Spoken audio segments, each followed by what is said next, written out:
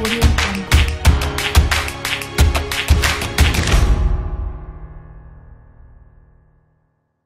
with the COVID situations, với cái tình hình Covid như thế này, so all of us got to continue to keep our mind strong and positive. thế nên là tất cả chúng ta đều phải giữ được cái tâm trí của chúng ta thật sự là tích cực và mạnh mẽ. Remember, when our mind is positive, Hãy nhớ rằng khi mà cái tâm trí của chúng ta nó tích cực, the rest of the day we will be looking for opportunities. thì cả cái phần còn lại của một ngày chúng ta sẽ luôn luôn đi tìm kiếm những cơ hội. So when we look at the opportunity, our mind will always keep looking at, hey, what can I do more? What can I do right? Và khi mà chúng ta tìm kiếm những cái cơ hội thì những cái tâm trí của chúng ta nó sẽ đi tìm kiếm rằng là tôi có thể làm gì được nhiều hơn nữa, tôi có thể là làm thêm được những cái điều gì. How can I help my group to do better? Làm như thế nào để tôi có thể giúp đỡ cái đội nhóm của tôi để làm tốt hơn? How can I improve my situations? Làm như thế nào để tôi có thể cải thiện được cái tình huống? I think these are the response that we have to situations. Thì tôi nghĩ đây là cái sự phản hồi của chúng ta với những cái tình huống. And you realize that the way we respond to the situation actually determine how successful we are in our life. Và các bạn có nhận ra một điều rằng là cái cách mà chúng ta phản hồi với các tình huống nó sẽ quyết định rằng chúng ta sẽ thành công như thế nào. For example, when I recruited new graduates to join me, for example. Ví dụ như tôi vừa mới tuyển một cái người mà vừa tốt nghiệp để tham dự để làm việc cùng tôi chẳng hạn. And the way they do things actually put them into a spot, put them into a situation, actually help us to decide, hey, is this the right person that we want to work with? Sau đó để ra một cái tình huống, đặt họ vào một trong cái tình huống, sau đó là mình mới nhận ra một cái điều rằng là họ có phải là cái người đúng để làm việc cùng hay không. I still remember that when I came to Vietnam and I was working with this training manager in my Levi's jeans projects. Và tôi vẫn còn nhớ rằng một ngày đó là tôi đến Việt Nam và tôi làm việc cùng với một cái người quản lý đào tạo ở trong Levi. So one day I was doing a training, and after the training, I asked, can you consolidate the feedback? Và sau khi mà tôi làm một cái buổi đào tạo là tôi mới hỏi người ta để có thể thu thập những cái feedback phản hồi. And I was surprised. Và tôi cực kỳ là ngạc nhiên. I said, Ken, that's not my job. Xong người ta mới nói rằng là, Ken, đấy không phải là việc của tôi. So I was telling her, no, actually that was your job. That was what the boss wanted you to help me. Tôi mới nói với cô ấy rằng là, thực sự đấy là công việc của bạn, đấy là công việc mà người chủ của bạn đã muốn là bạn giúp tôi làm điều đó. So no, that's not my job. Rồi cô ấy mới nói rằng là không, đấy không phải là việc của tôi đâu. So I went to the boss. Sau đó là tôi mới đi đến cái người ông chủ. I saw what sort of attitude this person has. Tôi mới nói rằng là, cái người này người ta có cái thái độ gì vậy? So it is, you see, this is a situation of what we always say, what attitude do you have? Thì đấy chính là một cái ví dụ rằng là chúng ta hay nói rằng là cái người này người ta có cái thái độ như thế nào đó. And she certainly have a really bad attitude. Thì thực sự là cô ấy có một cái thái độ cực kỳ là tệ. So now let's take a step backward and start thinking what makes a person respond to a situation like this that will ever and never make this person become successful. Vậy thì bây giờ hãy cùng lùi một bước lại và hãy nhìn tổng thể xem cái điều gì nó khiến cho cái người này người ta phản hồi với tình huống như thế, và cái điều gì nó khiến cho người ta không bao giờ thành công như thế. You know, I came into sales business. Bạn biết không, khi mà tôi đi vào cái ngành bán hàng, all my family member, my good friends, everybody thinks that Ken, you can't talk. You will not succeed in sales business. Tất cả những cái người ở trong gia đình của tôi, tất cả những cái người bạn bè của tôi đều nói rằng là, này Ken, bạn không thể nào mà nói tốt được, bạn không thể nào mà thành công ở trong cái ngành này đâu. My response was different. Và cái phản hồi của tôi, cái phản ứng của tôi nó khác. I will prove to you that you're wrong. Tôi sẽ chứng minh cho bạn rằng là bạn sai. So how I prove? Vậy thì tôi đã chứng minh như thế nào? Nothing but hard work. Không có gì ngoài cái việc là làm việc chăm chỉ cả. I work harder than anyone else. Tôi làm việc chăm chỉ hơn bất cứ ai khác. Every time I learn something, I will go and use it. Mỗi cái lần mà tôi học cái gì thì tôi sẽ đi ra và sử dụng nó. I listen to audio every morning. You know, I always put on handphone and I walk to work. I was always trying to listen to something new. Và mỗi cái buổi sáng là tôi cứ luôn luôn nghe những cái audio và tôi cứ đeo cái tai nghe khi mà tôi đi làm buổi sáng. And I still remember this particular audio video that I always listen. Tôi vẫn còn nhớ mãi một cái video, một cái audio mà tôi cứ lắng nghe suốt.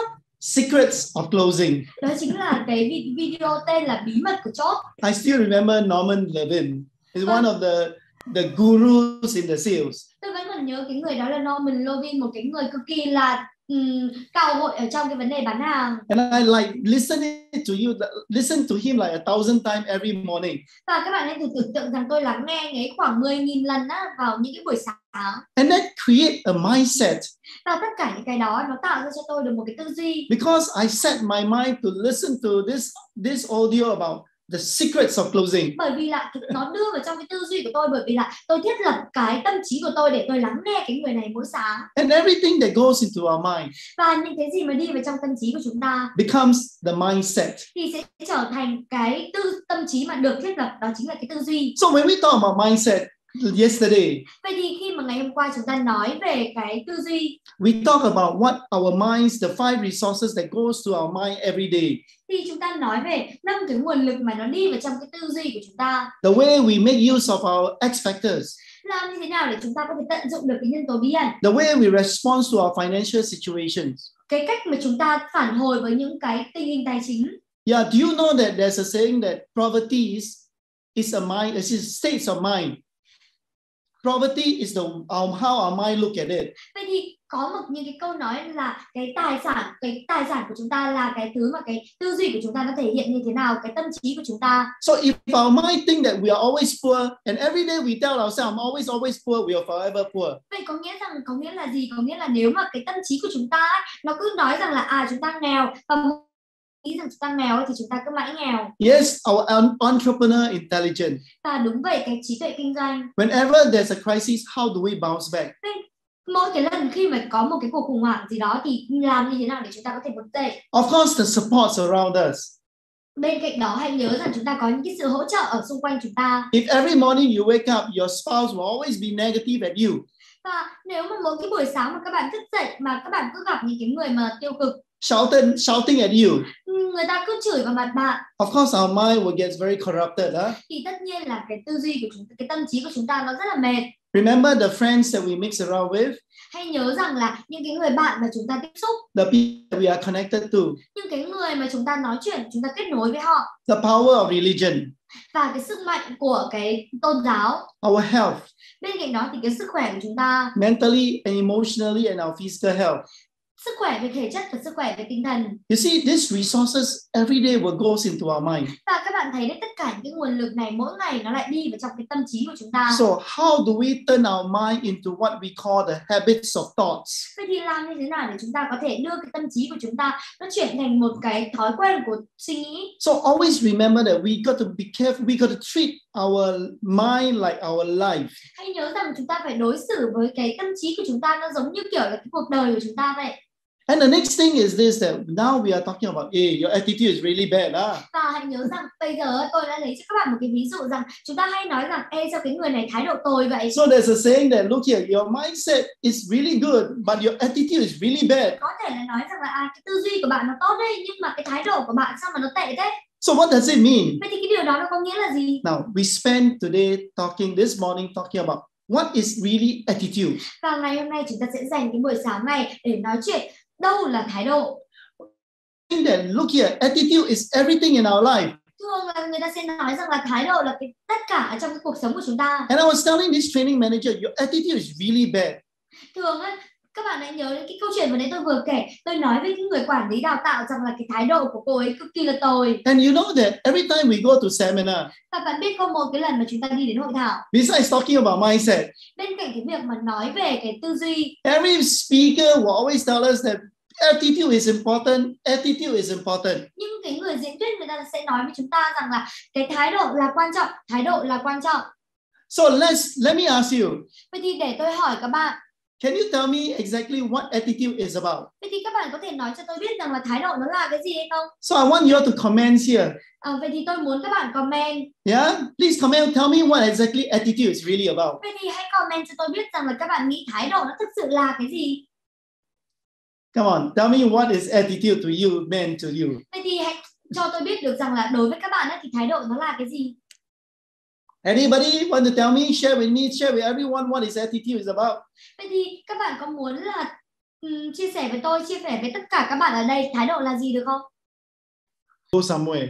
thì bạn có thể là bạn sẽ đi đến cái điều đó, đi đến cái điểm đó. Every day you start off with a goal. Nếu mà mỗi ngày các bạn đều bắt đầu bằng một cái mục tiêu, một cái đích đến, and with the right belief, và với một cái niềm tin đúng đắn, you will chase something and try to do something about it. và bạn sẽ cố gắng đi tìm kiếm một số thứ gì đó và cố gắng làm nên. If we have a dream, nếu mà chúng ta có một cái giấc mơ, I want to be a millionaire. tôi muốn trở thành người triệu phú. What happened? Vậy thì cái điều gì xảy ra? I have a direction. Tôi có được một cái hướng đi, một cái điều hướng. So dream, vision, goals, objective actually forms a direction. Các bạn mới nhận thấy được rằng là cái mục tiêu, cái đích đến, cái tầm nhìn nó hình thành cho chúng ta một cái hướng đi. We got really excited. Chúng ta cực kỳ là hào hứng. We got excited because we know what we want to do, how we want to go towards to. Chúng ta hào hứng bởi vì là chúng ta biết rằng chúng ta cần phải làm gì, chúng ta cần phải tiến lên như thế nào. And that is what attitude is about. Vậy thì tất cả những cái đó nó chính là cái thái độ của chúng ta. We call it the personality, your emotional needs driver. Và tôi nói rằng cái đầu tiên đó chính là cái nhân cách của các bạn, đó chính là những cái nhu cầu thúc đẩy cảm xúc. Whether you're driven by money or your ego. Kể cả là bạn có được thúc đẩy bởi tiền hay là cái tôi. It is really okay to chase after money. Thì nó đều là ok thôi nếu mà chúng ta làm việc đuổi theo tiền. What is important is your value system. Cái điều gì nó tiếp theo, nó quan trọng đó chính là cái hệ thống giá trị. We can do things to cheat people. Chúng ta có thể làm những cái thứ lừa lọc người khác. We can make money in the right way. Chúng ta có thể là kiếm tiền theo những cái cách đúng đắn. Respectfully. Chúng ta được một người khác tôn trọng. Integrity and honesty. Thực sự là thành thực và trung thực. So it is how we make our money. Vậy thì đấy chính là cái cách mà chúng ta kiếm được tiền. We need to have a goals. Đấy thì chúng ta cần phải có được cái mục tiêu cá nhân. If we have a vision, nếu mà chúng ta có một cái tầm nhìn, we have an objective, nếu mà chúng ta có được một cái mục tiêu, it is how it works. Thì đấy chính là cái cách mà nó hoạt động. So this is how attitude is really about. Vậy thì đây chính xác là cái thái.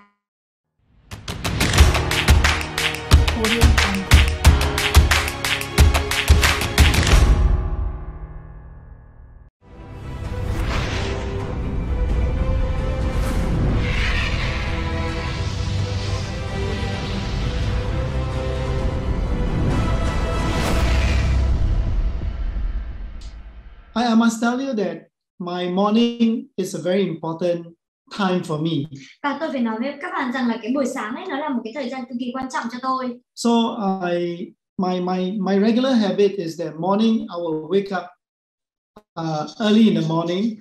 Vậy thì cái thói quen thường xuyên của tôi đó chính là tôi sẽ thức dậy sớm vào buổi sáng. And usually I will make an effort to plan. Và sau đó là tôi sẽ cố gắng để có thể là lập kế hoạch. And try to follow up to all the things that I need to do.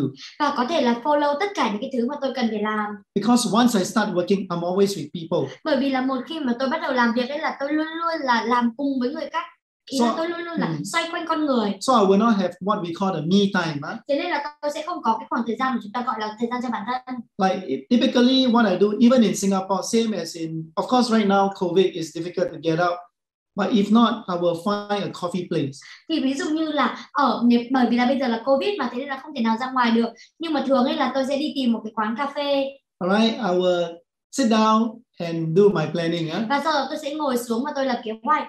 Right now, because sometimes I write books and I create systems, so I need that time every morning. Và bởi vì là nhiều khi tôi phải viết sách và nhiều khi tôi phải tạo ra hệ thống, thế nên là tôi cần những cái khoảng thời gian đó vào buổi sáng. Yeah, so we plan like a leader, right? We plan like a boss. Thế nên là các bạn có thể thấy rằng là chúng ta lập kế hoạch như những người leader, lập kế hoạch như những ông chủ. And I work like a worker. That's all. Tôi nghĩ tôi lập kế hoạch như là một cái người leader, nhưng mà tôi làm việc như là một cái người nhân viên vậy. So every day we have two roles to play. Vậy thì mỗi ngày chúng ta đều có hai cái vai trò để có thể đóng. We have a role of a boss. Đầu tiên chúng ta có cái vai trò của người ông chủ. And we have a role of a worker. Và sau đó là chúng ta có được một cái vai trò của cái người nhân viên. So the boss is when we know we need to manage situations and do critical thinking. Vậy thì với cái tư cách là cái người ông chủ ấy là chúng ta cần phải kiểm soát được cái tình huống và làm những cái tư duy phản biện. The next thing is really worker just need to work hard. No need to think so hard. Còn những cái người nhân viên ấy chỉ cần làm việc chăm chỉ thôi chứ không cần là nghĩ quá nhiều. I give you a real example. Thì tôi đưa cho các bạn một cái ví dụ thực tế. You know that I don't if someone tell me says that they can't do sales, nếu mà một số ai đó nói với tôi rằng họ không thể bán hàng, it's what they say, thì đấy là những cái gì họ nói. The people around me always tell me, Ken, you cannot make it on sales. Và nhiều người ở xung quanh tôi thường nói rằng là này Ken, bạn không thể nào mà bán được ở trong bán hàng. So I got this mind strategy in me. Thế nên là tôi có được một cái chiến lược về cái tư duy của tôi. Every time I go for cold call, mỗi cái lần mà tôi đi gọi lạnh á, đi tiếp xúc khách hàng lạnh á, I will always switch myself. Tôi luôn luôn là tôi chuyển cái chế độ của bản thân. Switch myself to say, okay, now work. Và bây giờ tôi chuyển chế độ của bản thân sang tôi nói rằng ok, bây giờ làm việc. I ask myself, what is work? Thế nên là tôi mới hỏi bản thân mình, vậy thì làm việc nó là cái gì? Talk to as many people as possible. Có nghĩa là nói với càng nhiều người nhất có thể. So my mind will just keep working. Thế nên là cái tâm trí của tôi cứ liên tục làm việc. And I think that I always keep things a little bit more straightforward. Thế nên là tôi nghĩ rằng là nhiều khi tôi nghĩ rất là đơn giản.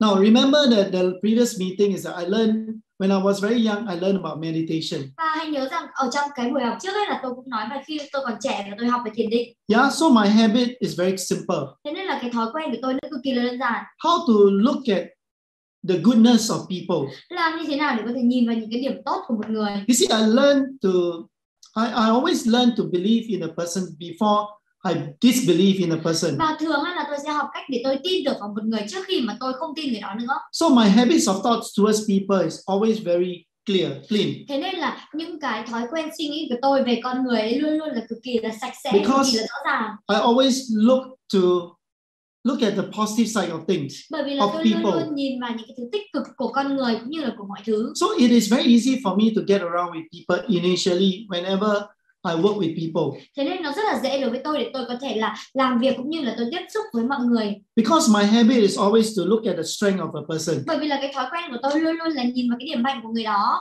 Right. So I think that to cut the whole thing short. Vậy thì tôi nghĩ rằng là để mà nói về cái điều đó, I'm in people business. Thì tôi là những cái người mà làm được ở trong những cái business về con người. It's a simple rules of thumb. See 2 persons a day. Nếu mà các bạn có thời gian thì cái là gặp 2 người mỗi ngày. If I'm doing and I'm in business also same idea. Và kể cả là tôi ở trong bán hàng hoặc là kể cả là tôi làm kinh doanh, ở trong kinh doanh thì tôi cũng nói chuyện với 2 người. I make sure I see minimum 2 persons a day for business. Tôi phải đảm bảo được rằng là khi tôi đi làm kinh doanh là tôi gặp ít nhất 2 người mỗi ngày. And that has been my habit for a long time. Thì đấy chính là một cái thói quen của tôi cho một cái thời gian cực kỳ là dài. And that's the minimum that I will do every day. Thì đấy chính là những cái sự tối thiểu mà tôi sẽ làm một ngày. Right? Just see the people. I think this is the best habit. Vậy thì cứ gặp người khác, gặp mọi người thì đây chính là cái thói quen tốt nhất. In the business. Ở khi mà chúng ta làm kinh doanh. Just that my routine I play around with planning and worker. Boss and a worker. Các bạn có thể nhìn thấy là tôi sẽ thay đổi linh hoạt giữa cái ông chủ và nhân viên ở trong con người của tôi. Yeah. So the next thing is the next question is positive energy. Và cái câu hỏi tiếp theo là chính là làm như thế nào để giữ được cái năng lượng tích cực. Now there's a saying that act enthusiastic to be enthusiastic, act happy to be happy. Vậy thì chúng ta có những cái câu nói như kiểu là hành động một cách nhiệt huyết để có thể trở nên nhiệt huyết, hành động như là chúng ta hạnh phúc để có thể trở nên hạnh phúc. Act passionate to be passionate. Đam mê để có thể trở thành để có thể kêu gọi được cái sự đam mê. The power of energy comes from acting it out, throwing it out. Những cái năng lượng của cái việc tích cực ấy nó thông qua cái việc mà chúng ta hành động nó. Example, we have a late night, we got to wake up early. Ví dụ như khi mà chúng ta thức muộn vào buổi tối và chúng ta phải thức dậy sớm buổi sáng. I tell you the next very important thing is to act long. Và tôi nói với bạn là một cái điều cực kỳ quan trọng tiếp theo đó chính là phải hành động. I'm a trainer, I'm a speaker. Tôi là một cái người diễn thuyết, tôi là một diễn giả. What is my role? Vậy thì đâu là vai trò của tôi? My responsibility. Đâu là cái trách nhiệm của tôi? I act. Đó chính là tôi phải diễn. Act until I'm very good at it. Tôi phải hành động, tôi phải diễn, hành động cho đến khi nào mà tôi thực sự là tốt ở đó. So that's the saying that act enthusiastic to be enthusiastic, act happy to be happy, alright? Act positive to be positive. This thing is a very powerful strategy in our mind. Vậy thì cái việc mà chúng ta hành động để cho chúng ta hành động nhiệt huyết để có thể trở nên nhiệt huyết, hành động một cách đam mê để cho chúng ta có thể đam mê, hành động một cách hạnh phúc để cho chúng ta có thể trở nên hạnh phúc, thì đây chính là những cái gì đó nó sẽ tạo ra được ở trong cái con người chúng ta những cái năng lượng. Many of you would agree that I have got quite a smiling face. a happy look. Và các bạn, nhiều người có thể nói rằng là tôi có một cái nhìn rất là hạnh phúc, có một cái nụ cười rất là vui vẻ. Doesn't mean that I'm happy all the time. Cái điều đó nó không có nghĩa rằng là tôi luôn luôn vui vẻ đâu. But you know that our mind, our face and all that sort of thing has got memory muscle. Nhưng mà các bạn có biết không, kể cả là cái tư duy của chúng ta, cái trí óc của chúng ta hay là cái khuôn mặt của chúng ta, nó cũng có những cái trí nhớ về cơ bắp. A person that looks sad, angry all the time, they are always angry. Những cái người nào mà người ta nhìn người ta buồn ấy và người ta luôn luôn giận dữ thì trong người ta luôn giận dữ như thế. And a person that are, you know, from the look of a person. Và khi mà chúng ta nhìn vào một người á, and that's how it is. Thì chúng ta cũng sẽ có thể đoán được một phần. So my advice to you: act happy to be happy, act enthusiastic to be enthusiastic, act positive to be positive. Vậy thì cái lời khuyên của tôi dành cho bạn đó chính là hành động vui vẻ để có thể hạnh phúc, hành động nhiệt huyết để có thể trở nên nhiệt huyết, và hành động đam mê để có thể đam mê. After a while, our body has got memory muscle. Và trong một thời gian ấy, thì cái cơ thể của chúng ta nó cũng như là nó có những cái cơ bắp ghi trí nhớ vậy. We condition ourselves. Thì chúng ta sẽ hình thành lên cái bản thân mình. Yes.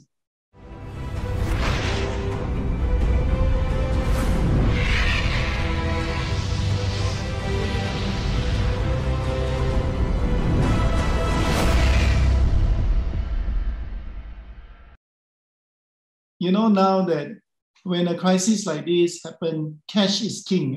Và ở trong những cái tình huống như thế này, khi mà cái cuộc khủng hoảng nó xảy ra thì tiền mặt nó là ông vua. Yeah, so when we have got a little bit of saving, it keeps us calm. Vậy thì khi mà chúng ta có một số những cái tiền tiết kiệm ấy, thì nó sẽ giữ cho chúng ta một cái sự được bình tĩnh. Yeah, so I think that in a COVID situation like this. Và ở trong một số những cái tình huống khủng hoảng như thế này. Just yesterday, I got my talking to about his in-law,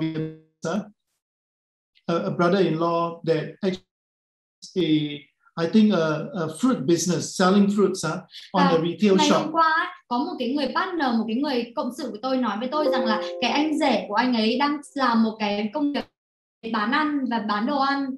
The retail shop cannot operate now, ma. Và những cái bán lẻ, cái shop bán lẻ thì bây giờ không thể nào mà mở cửa mà. And he's a very traditional businessman.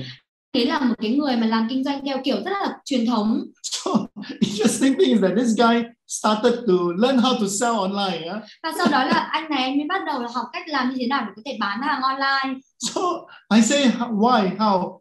I say, how you do that? He said, no choice, got to go online. Và sau đó là tôi mới nói rằng là tại sao lại có thể làm cái điều đó, tại sao lại làm cái điều đó, thì anh ấy nói rằng là không có cách nào khác, phải đi online mà. Yeah, so I'm talking about some people like a businessman like him. Thế nên là khi mà tôi nói về một số những cái người làm kinh doanh như anh ấy, he find a way to try to sell online. No matter what he do, he still try. Sau đó là bạn có thể thấy rằng là kể cả là anh ấy đang bán cái gì đi chăng nữa thì anh ấy cũng tìm cách để có thể là làm online. So you know that tough time will never last. Vậy thì các bạn có thể biết được rằng là tough time never lasts, mà COVID will one day be over. Bởi vì là những cái khoảng thời gian khó khăn ấy nó không bao giờ kéo dài lâu được đâu, bởi vì là kể cả COVID hay cái gì đó thì một ngày nào đó thì nó cũng sẽ qua đi. Tough people does. That means if you are tough, you will outlast the COVID situations. That means when the crisis will always be over. Và hãy nhớ rằng là những cái cuộc khủng hoảng của chúng ta nó luôn luôn là nó sẽ qua đi mà thôi. But are you tough enough to go through it? Nhưng mà liệu là bạn có đủ cái sức mạnh, bạn có đủ để có thể là đi qua nó hay không, để trải qua được hết cái quãng hành trình đấy hay không? I just want to make you believe that in every crisis there will still be multi-millionaire that comes up. Và tôi phải nói với các bạn rằng là ở trong bất cứ cái cuộc khủng hoảng nào luôn luôn là có những cái cơ hội kiếm được hàng triệu đô ở đó. A lot of good business people look for crises. Nhiều người ta làm kinh doanh, người ta đi tìm kiếm những cái cuộc khủng hoảng to become better. Để có thể trở nên tốt hơn. Because in the normal time, the competition is always there. Bởi vì là bình thường trong cái thời gian bình thường thì luôn luôn có đối thủ ở đấy mà. But when the crisis happen, maybe a lot of people go out. Nhưng mà khi mà những cái cuộc khủng hoảng xảy ra thì rất là nhiều người ta đi ra. That is what businessmen look for. Thì đấy chính là khi mà chúng ta làm kinh doanh ấy, chúng ta sẽ thường tìm kiếm Crisis. đó chính là những cái cuộc khủng hoảng. Somebody say yes, X factors. Và nhiều người nói là đúng vậy, cái nhân tố bí ẩn. Use your strength. Sử dụng cái nhân tố của bạn. Look at the opportunity. Tìm kiếm những cái cơ hội. And fight. Và hãy chiến đấu. And I think that is a very important attitude to start with. Và tôi tin được rằng đấy là một cái thái độ cực kỳ quan trọng để có thể bắt đầu. And the next thing is this, that how can we meet customers? Và cái điều tiếp theo đó chính là làm như thế nào để chúng ta có thể gặp được khách hàng. You know that some of you come from Alps. Các bạn có biết được rằng nhiều người trong số các bạn đến từ Alps. The Alps, at one point we are training people on offline. Và ở trong Alps ấy, ở một số những cái điểm thì chúng ta đào tạo người khác qua những cái buổi offline. So now suddenly we are told that, hey, let's think about how to close sales online. Thế bây giờ hãy thử nghĩ về cái cách là làm như thế nào để có thể chốt sale được online đi qua điện thoại. So on the phone, so how to close sales on the phone? Vậy thì làm như thế nào để có thể chốt sale được qua điện thoại? Maybe you should attend Alps. Có thể là các bạn sẽ tham dự cái chương trình Alps. Because we are talking about closing sales on the phone. Bởi vì là chúng ta đang nói về cái việc mà chúng ta chốt sale ở trên điện thoại. What are the 7 steps? Đâu là 7 cái bước? The next thing is this, that I think that at this time a lot of people are concerned about health. Và tôi biết được rằng ở trong cái thời điểm này rất là nhiều người lo lắng về sức khỏe. Now it's time for you to look at your customers. Và bây giờ là cái khoảng thời gian cho các bạn để có thể là nhìn vào cái khách hàng của bạn. This is a time where we look at good customers and try to keep them. Và đây là cái khoảng thời gian mà các bạn cần phải là nhìn vào cái người khách hàng của mình và cố gắng giữ cho họ. To maybe a online Zoom seminar, join startup education, make them feel good. Và có thể là đem họ lên những cái buổi online Zoom, cái hội thảo Zoom để có thể là khiến cho họ cảm thấy là tốt. Yeah, this is a reality. You keep them into your still your client and still happy with what you are trying to help them to do. They will buy from you more later. Thì mình sẽ làm cho người ta thật là hạnh phúc, là kể cả trong cái khoảng thời gian này thì cũng dành thời gian để có thể là chăm sóc họ, thì sau này là người ta có thể mua được từ mình nhiều hơn. Yeah, so the next thing is that if you are I feel that some of you are already doing it in a crisis like this. Và cái điều tiếp theo đó chính là tôi cũng biết được rằng nhiều người trong số các bạn đã làm cái điều này. I'm proud to be a Singaporean. Tôi rất là tự hào bởi vì là tôi được làm một cái người Singapore. You know that this is a time that government for ourselves here invest a lot of money on training. Và ở trong cái thời điểm này ấy, kể cả ở đây hay là ở Singapore, chúng tôi đầu tư rất là nhiều về đào tạo. I tell you that when the economies are good, và tôi nói với bạn rằng là khi mà cái nền kinh tế nó tốt, people just want to focus on closing sales, doing business. Người ta chỉ có muốn là tập trung vào làm chốt sale và có thể là làm kinh doanh mà thôi. This is the time where you now upskill your people. Đây là cái khoảng thời gian mà bạn có thể là khiến cho những cái kỹ năng của bạn trở nên tốt hơn. Prepare yourself. Và có thể là chuẩn bị bản thân mình thật là tốt. Train the people that you want to train. What the people that you have with you, train the people to the way that you want it. Và có thể là đưa những cái người mà bạn có và đào tạo họ theo cái cách mà bạn muốn. If you tell me an organization, this is the best time to do training. Thì nếu mà các bạn có một cái tổ chức thì đây là cái khoảng thời gian tốt nhất để có thể đào tạo. Because you want to make them productive also. Bởi vì là các bạn cũng muốn họ năng suất. Why don't you start getting yourself organized as a team so that when the economies are back up again, you are there to chase after your pot of gold. Tại sao chúng ta lại không dành cái thời gian này để chúng ta có thể đào tạo, và sau khi mà những cái cuộc khủng hoảng nó qua đi, cơ hội nó đến, thì đấy là cái lúc mà chúng ta đi ra ngoài kia và đuổi theo một núi vàng. Yes, stay in contact with all your people. Vậy thì hãy nhớ rằng phải luôn giữ liên lạc với những cái người khách hàng của bạn. And I feel that this is also the good time to focus on rebuilding ourselves through training, through new knowledge, through setting up systems and so on. Thế nên là đây cũng là cái khoảng thời gian mà chúng ta có thể đào tạo để có thể là có thêm được những cái kiến thức. Thank you.